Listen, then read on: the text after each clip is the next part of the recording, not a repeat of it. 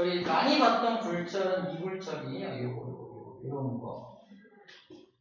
이런 굴절? 그죠? 허프나. 물속에다가 연필을 푹 집어넣으면 연필이 이렇게 꺾어지는 것처럼 보이는 거. 이런 게 굴절에 의한 현상인데, 이게 왜 저렇게 보이냐? 그림으로 다음 장에 이렇게 나와 있습니다. 이게 이유예요. 원래 이렇게 꽂힌 거잖아. 근데 요 끝부분은, 자, 여기를 맞은 빛이, 이렇게 나오는 빛은 원래 그냥 직진한다면 내 눈에 들어오지 않고 그냥 지나가 버립니다, 원래는. 그지? 근데 오다가 얘가 굴절해서 이렇게 눈에 들어오거든? 근데 우리 눈은 뇌에 연결돼 있잖아. 그지? 뇌는 빛의 특징을 어떻게 기억하고 있냐면, 빛은 직진한다라고 기억하고 있어. 사실이죠? 빛은 직진하잖아. 그래서 눈을 향해서, 잘 봐. 눈을 향해서 이 방향을 향해서 이렇게 빛이 들어왔기 때문에 얘는 이걸 따라가면 그 물체가 있다라고 착각합니다.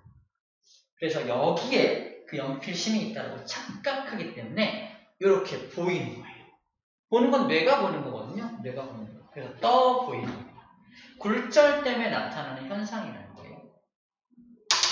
이해되죠? 오케이. 자,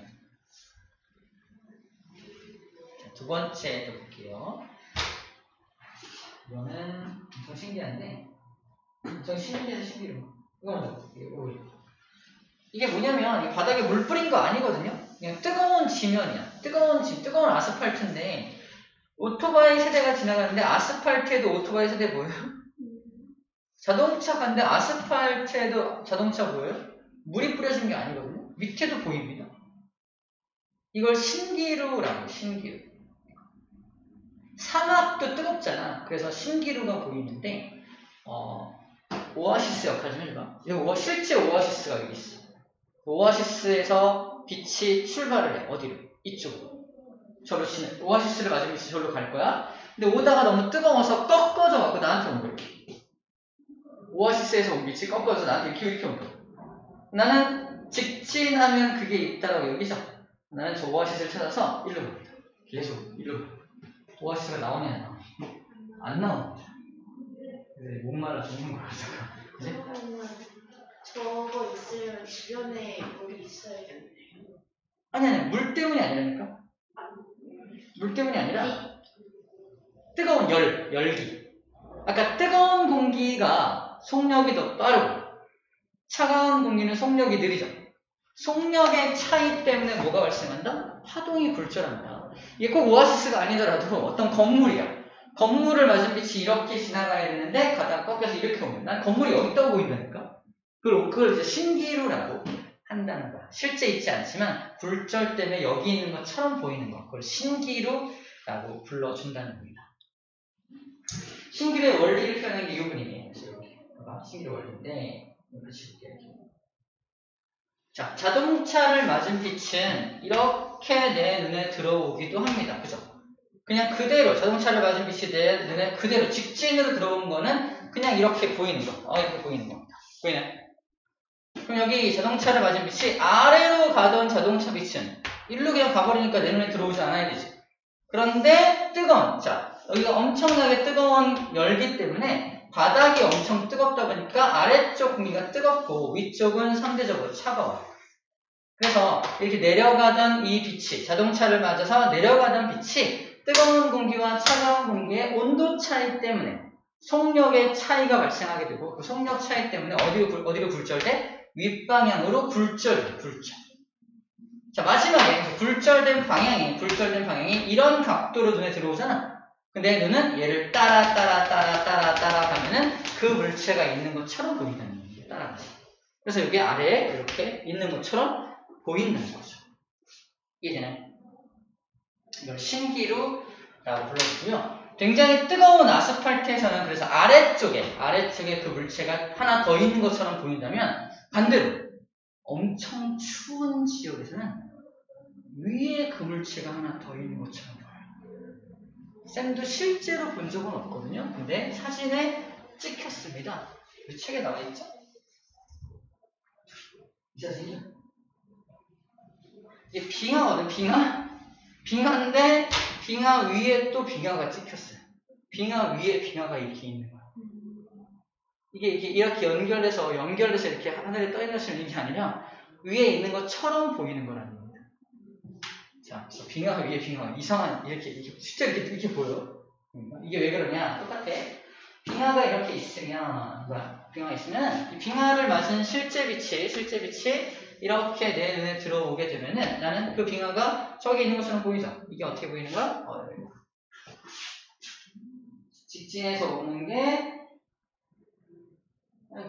직진해서 오는 게 어떻게 보인다? 직진해 오는 게 이렇게 보이는 거. 직진해 오는 거.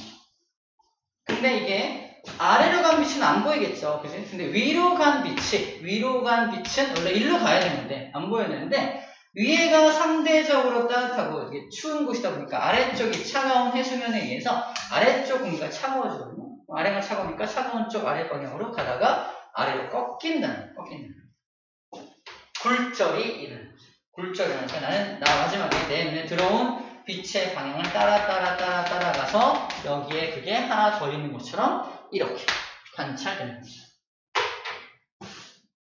자, 여러분들이 굴절에 의한 현상이에요. 굴절 때문에 되게 신기한 일들이 많이 벌어지죠. 굴절 때문에 신기한 일이 많이 벌어집니다. 그래서 아까 이 그림처럼 만약에 얘가 물고기야. 물고기 잡을 때 그래서 두 가지 방법이 있는데 여기에 이렇게 물고기가 있어. 물고기가 여기 있으면 이 물고기를 맞은 빛이 이렇게 들어오니까 난 어디 있는 것처럼 보이냐면 물고기가 여기에 있는 것처럼 보입니다. 실제 물고기보다 커 보여요. 왜 그러냐면 아래가 아니라 약간 위로 올라오니까 거리가 가까워진 것처럼 보이기 때문에 약간 더 커 보입니다. 그래서 이만한 물고기가 있어서 우와! 쫙 잡았어! 잡고 나니까 요만해. 막 이런 경우인데 중요한 건 이 물고기를 잡기 위해서 내가 눈에 보이는 저 물고기를 향해서 작사를 빵 던지면 잡혀 안 잡혀? 안 잡혀요. 없잖아. 여기 있는 게 아니죠. 여기 있잖아 실제로. 그래서 눈에 보이는 것보다 어디? 약간 아래쪽을 겨냥해서 던져줘야 얘를 맞출 수가 있습니다. 이 작사를 이용해서 물고기를 잡는 방법이야. 혹시 나중에 무인도에서 혼자 살아남기 이런 거 할 때 혹시라도 또는 군대 갈 때 혹시라도 이런 게 이제 생활에 삶에 인생의 위기에 도움이 될까 싶어서 얘기해 주는 거야.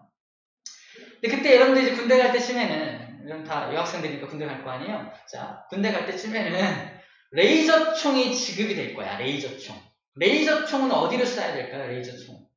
레이저총 좀 아래 쏴야 되나? 눈에 보이는 대로 쏘면 됩니다. 레이저 빛이잖아. 알아서 꺾여서 얘를 맞춰. 레이저는 빛이기 때문에 이렇게 꺾이는 빛은 거꾸로 이렇게 갑니다. 같이. 똑같이 여기 물과 공기 사이의 굴절각이 똑같이 나오기 때문에 레이저총은 눈에 보이는 대로 쏴줘야 굴절해서 알아서 맞춰주는 거예요. 이해되죠? 자, 작사를 줄 경우 어디를 겨냥해야 되고 레이저총을 줄 경우 어디를 겨냥해야 하는지 나중에 군대 갈 때를 대비해서 꼭 기억하도록 해요. 파이팅! 기다릴게. 2년도 안 됐는데 뭐. 입사각하고 굴절각은 이제 그걸 배울 건데 얘 같은 경우는 아래에서 빛이 오는 거니까 이렇게 이 빛이 들어오는 요 면 있지, 면. 물과 공기, 요 면을 기준으로 수직하게 선을 그린 걸 법선이라고 해요. 법선을 기준으로 법선과 맞닿은 요각도 있지. 요각을 입사각. 법선과 맞닿아서 이렇게 튕겨나가 요각도를 굴절각이라고. 이게 굴절각, 얘가 입사각. 입사각 굴절각을 정할 때 이 법선과 맞닿은 각도를 가지고 정한다는 것도 우리가 기억해야 될 겁니다. 만약에 빛을 거꾸로 이렇게 쏘면 빛을 이렇게 쏘면요 여기가 입사각, 여기가 굴절각이 되겠지. 거꾸로. 이제 어디에서 쐈냐에 따라서 입사 굴절이 달라지게 되겠죠. 자, 생활 속의 굴절을 그래서 먼저 좀 해보았습니다. 자, 굴절에 대한 전반적인 얘기를 좀 해볼게요. 굴절에 대해서 한꺼번에 빡 이해할 수 있게 도와줄게요. 뒷다시로. 자, 이 그림을 좀 볼게요.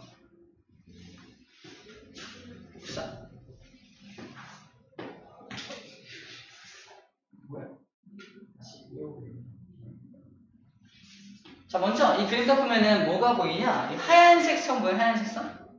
흰선? 흰선이 뭐냐면 우리 물결파가 이렇게 출렁 거릴 거 아니야? 그치? 물결파가 출렁 거리면은 낮에라면은 이렇게 태양 에너지가 빛이 이렇게 쬐어질 거고요. 바로 튀어나온 부분은 빛을 많이 받아요. 튀어나온 부분은 빛을 많이 받지만 이 안에 쑥 들어간 부분은 빛을 많이 받지 못해서 어둡습니다. 여기는 밝은 부분이 되고 여기는 어두운 부분이 되고 바로 이게 밝은 부분인 거야. 다시 말해서 이게 뭐야? 마루입니다. 이게 마루를 표시하고 있는 게 하얀색 선들입니다. 그러니까 마루부터 마루까지니까 이 길이가 뭐가 되겠어? 이 길이를 람다. 다시 말해서 파장이라고 부르고 있는 파장. 근데 얘는 파장이 어때요? 우와! 엄청 길죠. 무슨 말이냐? 같은 시간 동안에 얘는 엄청 긴 거리를 가는 거고 같은 시간 동안에 얘는 요만큼밖에 못 가는 거야. 다시 말해서 누가 더 빠르다? 얘가 더 빠른 겁니다. 파동의 속력이 얘가 더 훨씬 빠르게 진행되고 있다는 걸 그림으로 보여주고 있는 거라는 뜻이. 그림만 보고도 어디 쪽이 속력이 빠르고 어디 쪽이 속력이 느린지를 파악할 수 있다라는 말을 하고 있는 겁니다. 이해됐어요? 그래서 이게 V1 보이죠? V2 보이죠? 속력. V1과 V2 중에 누가 속력이 빠르다? V1이 빠르죠. V1이 빠릅니다. 그리고 람다1과 람다2 중에 누가 더 커요? 람다1이 크죠? 자, 지금부터 우리가 뭐만 구분하면 돼요? 잘 들어? 포인트야. 큰 값과 작은 값을 구분할 줄만 알면 됩니다. 여기 써있는 것들 중에 이거 커, 작아, 이게 커, 이게 작아. I하고 R 중에 누가 커요? 얘가 크죠? 얘는 툭 꺾여서 작아지잖아? 그치? 요 점점점점으로 그은 선이 방금 소개했던 덥선이고요. 요 I가 바로 이렇게 들어오는 거니까 이 I가 입사각이고 요 R이 굴절각입니다. 굴절각. 그래서 I가 크고 R이 작다는 것도 알 수 있습니다.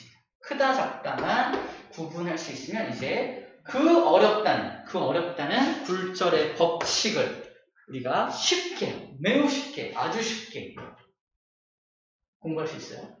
믿습니까? 진짜입니다. 진짜 정말 쉬워요.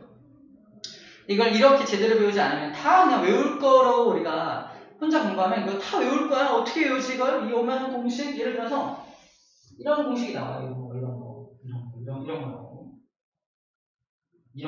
쫙 나와. 쫙 알겠지?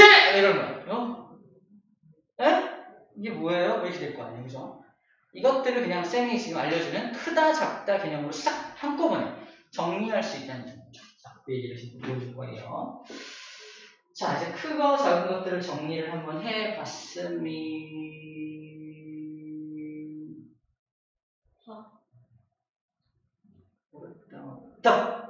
중요하죠? 이렇게요. 자, 그래서 이거를 어떻게 정리하는지 보여줄게. 먼저 가장 기초가 되는 정리 방법은 이래요. 우리 V2분의 V1의 비율을 물어봅니다. 예를 들어서 얘가 속력이 2m/s였고 얘가 속력이 줄어드는 거잖아, 속력이. 그죠? 속력이 1m/s였다고 가정해 봅시다. 그럼 V2분의 V1이 얼마가 나와요? 2가 나오죠. 비율이 2가 나와요. V2에 대한, 읽을 때 이렇게 읽어요. V2에 대한 V1의 비율은 2입니다. 라고 읽어주는 거야. 근데 누가 큰 값이야? 아래가 작은 값이고 위가 큰 값이죠. 여기서 는 쓰고서 작은 거 큰 거를 그대로 정리하면 됩니다. 이 비율이 그대로 뭐에도 적용된다? 작은 거 람다 2분의 람다 1에도 그대로 적용이 된다라는 겁니다. 그럼 욕심을 좀 내서 그러면 선생님 하나 더 이거 어디 갔지? 여기 좀 각도 쓴 거 각도도 똑같지 않을까요? 아래가 작은 각도 R 위가 큰 각도 I를 집어넣으면 이것도 똑같이 1분의 2 나오지 않을까요? 비율이 2 나오지 않을까요? 이건 안 나와. 그대로 각도를 집어넣으면 안 나오는데 완전 신기하게도 스넬이라는 사람이 알아낸 건데 여기다가 사인 값을 붙이면 이 비율이 또 2로 떨어집니다. 사인만 딱 붙이면. 그래서 이렇게 정리가 됩니다. 중요한 건 작은 거, 큰 거 정리하되 각도에다가 뭘 붙여라? 사인 값만 붙여주면 충분히 이제 1차적인 공식을 유도해낼 수가 있습니다. 자, 이 공식을 그대로 써놓은 게 바로 옆에 나와 있죠. 큰 거, 작은 거 정리했더니 뭔가 그럴싸한 식이 나왔죠. 그럴싸한 식이 나왔어요. 자, 요게 요겁니다. 사인 R분의 사인 I는 람다 2분의 람다 1은 V2분의 V1이 항상 일정한 값을 보여요. 쌤이 쓴 거랑 똑같죠. 어쩜 이렇게 똑같았을까? 하지만 저게 보다 작은 거, 큰 거 정리했네? 이젠 그렇게 보이는 거예요. 작은 걸 아래에다가 큰 걸 위에다가 정리했네? 라고 이해해주면 되는 부분입니다. 다른 거 없습니다. 자, 그거를 해주면 되고요. 아까도 말했지만 그럼 파동은 가다가 왜 굴절하는지, 자, 이거 외에 굴절의 원리를 좀 설명할게요. 일단 굴절 자체는 왜 하는 건지, 도대체 왜 하는 건지 설명할 텐데, 아까 잠깐 얘기했지만 굴절하는 이유는 속력이 달라지면 굴절한다 라고 되어 있습니다. 속력 달라지면 봐봐 잘 봐! 집중력 터지고 있어. 이 빛이 오다가 굴절하지 않는다면 어떻게 되겠어? 그냥 직진하겠죠. 근데 얘는 어느 방향으로 굴절했어? 아래 방향으로 굴절했죠. 그럼 아래 방향은 누가 있는 방향이냐? 매질 2가 있는 방향입니다. 자, 매질 1과 매질 2, 매질 1을 지나가던 빛이 매질 2를 지나갈 때 직진하지 않고 아래 방향으로 꺾인 건 매질 2 방향으로 꺾였다라고 표현합니다. 자, 꺾이는 방향이 항상 어느 방향이다? 자기를 힘들게 하는 쪽으로 꺾어져. 예를 들어서 도윤이랑 얘가 있는데 봐봐. 나중에 그만 힘들게 있는데 약간 이런 느낌? 자, 둘 중에서 나를 더 힘들게 하는 쪽 방향으로 이렇게 꺾어줘. 그만 힘들게. 그만 좀 졸라고. 안 들었어요. 알았어. 째려보지 말라고. 아,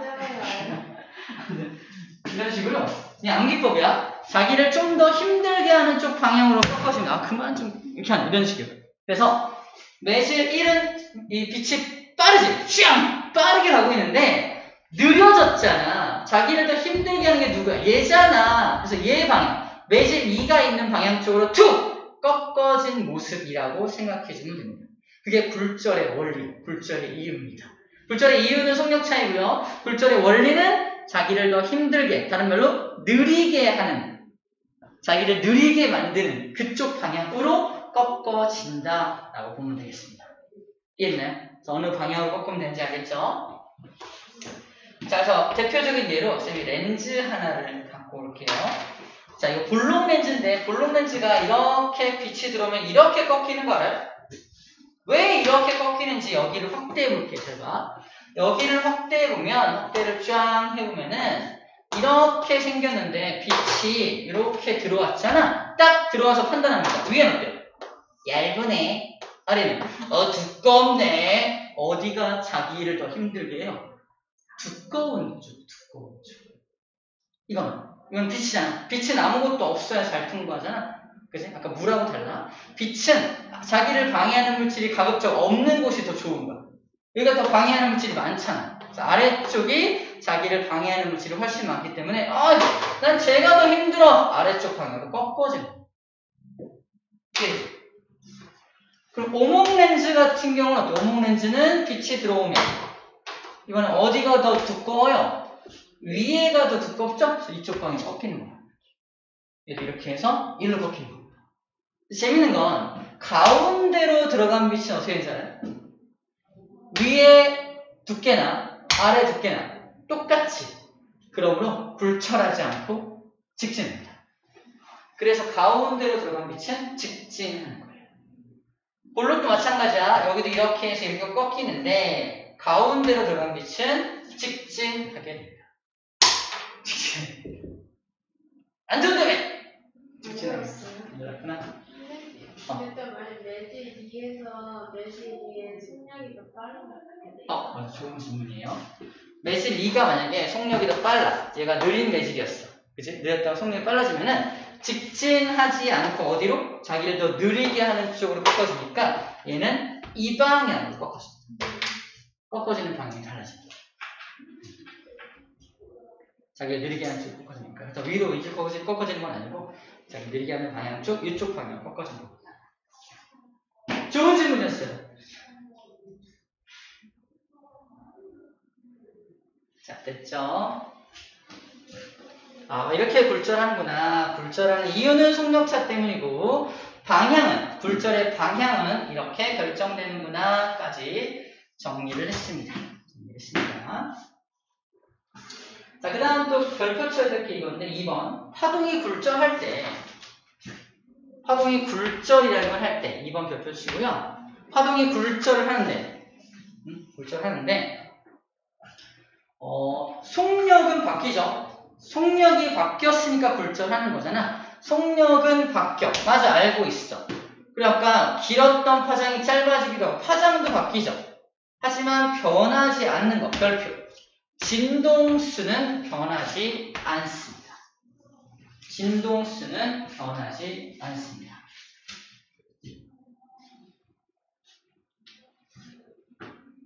이게 약간 암기법인데 우리 진동수는 아까 선생님이 에너지에 비례한다고 했죠.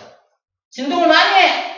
에너지가 많이 뿌려지는 거라서 안 졸린다. 지금 근데 에너지를 많이 뿌려주고 있음에도 불구하고 안 졸고 있어요. 그래서 전혀 안 졸고 있습니다.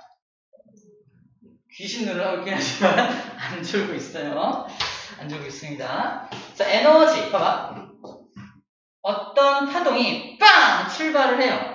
출발해서 탕탕 꺾였어. 굴절했어.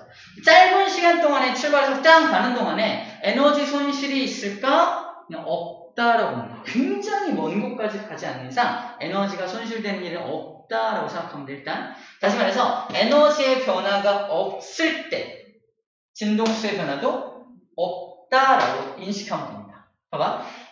빛을 쐈어. 빵! 출발시켜서 꺾어졌어. 그리고 짧은 시간 동안에 에너지가 손실됐을까? 그냥 속력이 줄어들어서 꺾인 것 뿐이지 에너지 자체가 사라진 건 아니기 때문에 진동수는 변함이 없겠구나라고 그냥 인식하면 됩니다. 무슨 말인지 알겠죠? 그냥 그렇게 짧은 시간으로 우리가 판단해주면 이거 암기하기 쉽습니다. 그래서 진동수는 에너지랑 같은 개념이니까 변하지 않는구나라고 인식하면 문제 풀 때도 많은 도움이 되더라고요. 자, 좋습니다. 이제 굴절 얘기를 할 건데 여기 조금 여러분들 어려울 수 있는데 좋아요. 지금 이걸 설명할 수 있을까 싶다.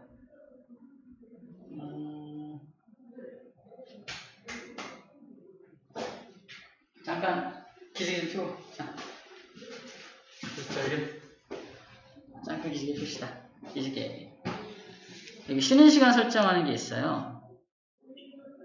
2분의 쉬는 시간 설정을 해볼게요.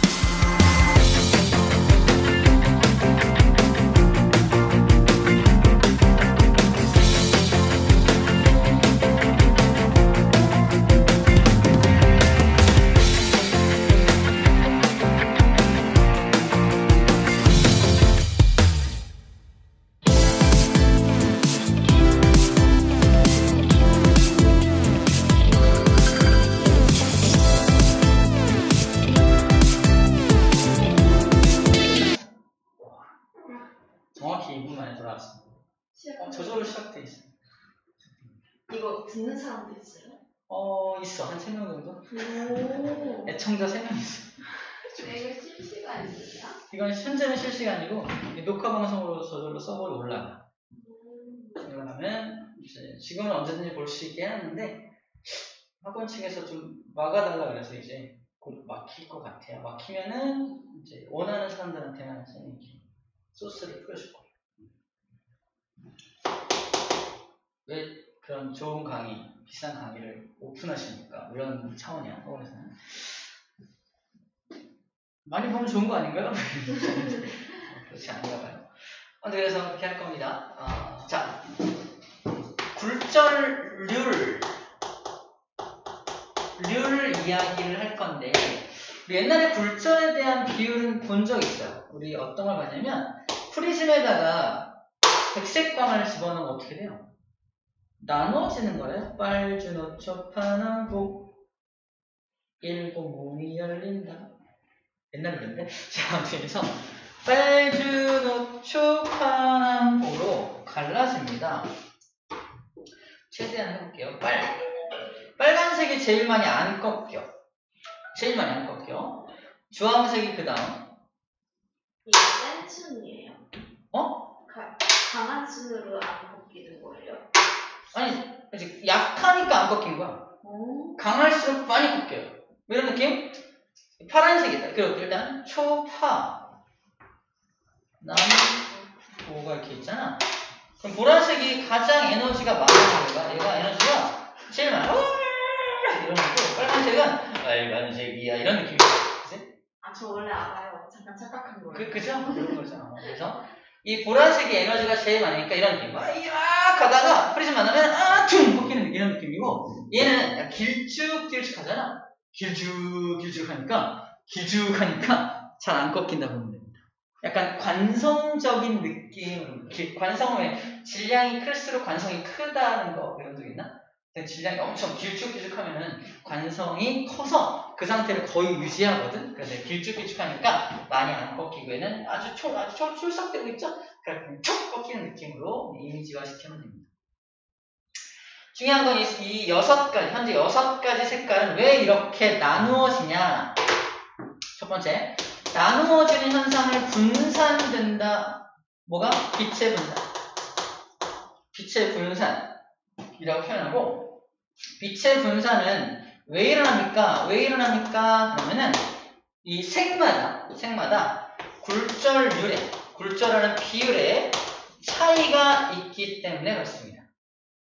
색마다라고 표현하지 않고 이거 파장이 얘는 긴 거고 얘는 파장이 짧은 거잖아.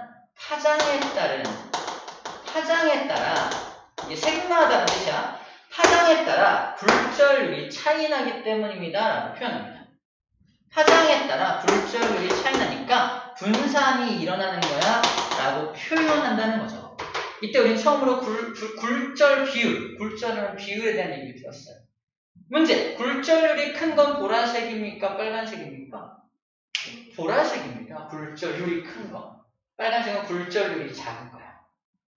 자, 이제 이것을 어디로 장소를 옮기냐면 바로 진공으로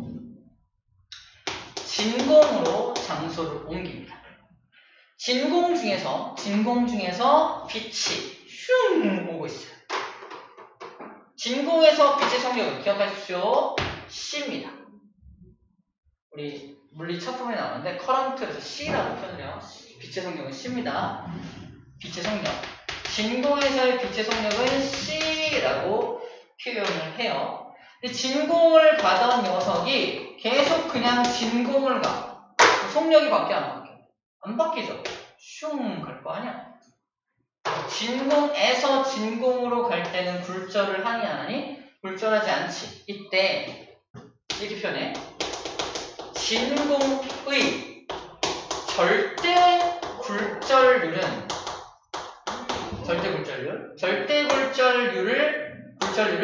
N이라고 표현을 하고요. 진공에서 진공으로 갈 때의 진공에서의 절대 굴절률은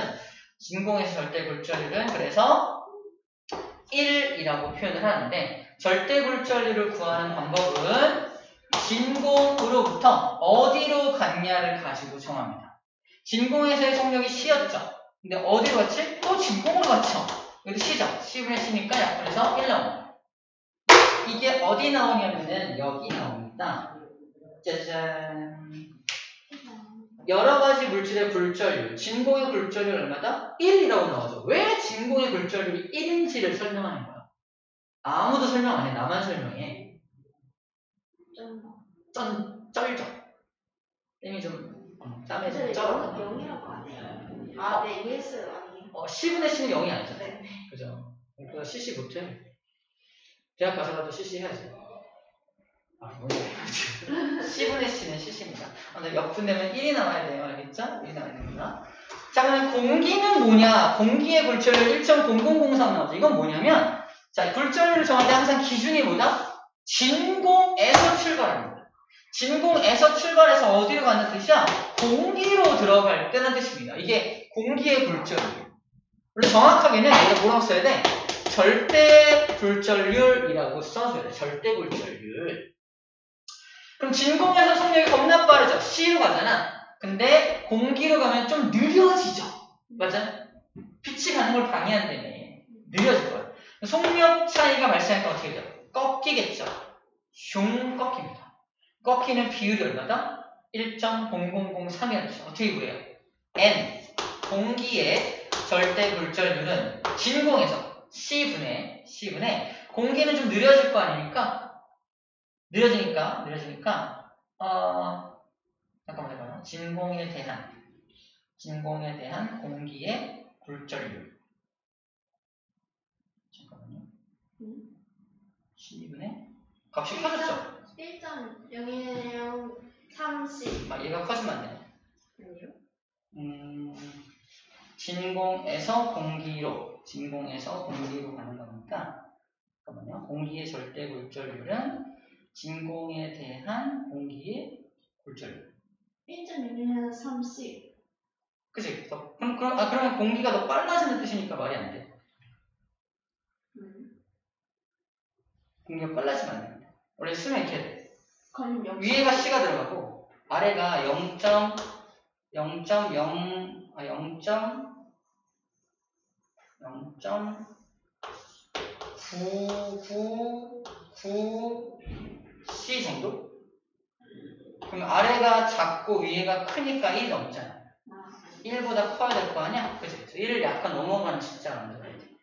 다시 말해서 진공의 속도를 위에다 집어넣고 공기의 속도를 얘랑 비교해서 조금 작게 설정을 해야 돼. 그러니까 얼마만큼 작아지는지를 분모에다 써주는 거야. 아까는 진공을 위에다 쓰고 아래다도 진공을 썼잖아. 이번엔 진공을 위에다 쓰고 아래다가 공기의 속력을 공기에서의 속력을 집어넣으면 구해낼 수가 있는 겁니다. 어쨌든 느려지니까 이거 숫자가 작아지죠? 숫자가 작아지니까 1보다 큰 값이 나오는 거예요. 자, 물은 1.33이라는 건 무슨 말이야? 이 분모가 더 작아지죠? 더 작아지니까 속력이 더 느려진다는 뜻이고요. 유리는 더 느려지고 다이아몬드는 더 느려진다는 뜻입니다. 이해됩니까 이거? 자, 그래서 절대굴절을 정할 때 진공을 기준으로 진공에 대한 그러니까 그 매실에 대한 진공의 비 모모에 대한 분모 진공이 이제 그 기준값 모모에 대한 진공의 비 이렇게 절대굴절율이 정해지는 거구나라는 걸 설명을 먼저 했습니다. 절대굴절율. 그럼 절대굴절율이 크면 클수록 굴절을 더 많이 한다는 거니까 속도가 제일 느리다는 뜻이죠. 다이아몬드가 속도가 제일 느린 거고 공기가 속도가 그나마 빠른 거네요. 다른 거에 비하면. 그죠? 이렇게 할 수 있어요. 속력 차이가 나타난다고 알 수 있습니다. 굴절율을 보고서 누가 더 속력이 빠르고 누가 속력이 느린지도 이제 알 수가 있다. 자, 기억할 거 숫자가 누가 커요? 굴절율 숫자가. 얘가 크죠. 얘가 숫자가 작은 겁니다. 우리 크다 작다 숫자를 가지고 따져줄 수 있어야 한다고 했어요. 그죠? 숫자를 가지고 따져줄 수 있어야 한다. 자,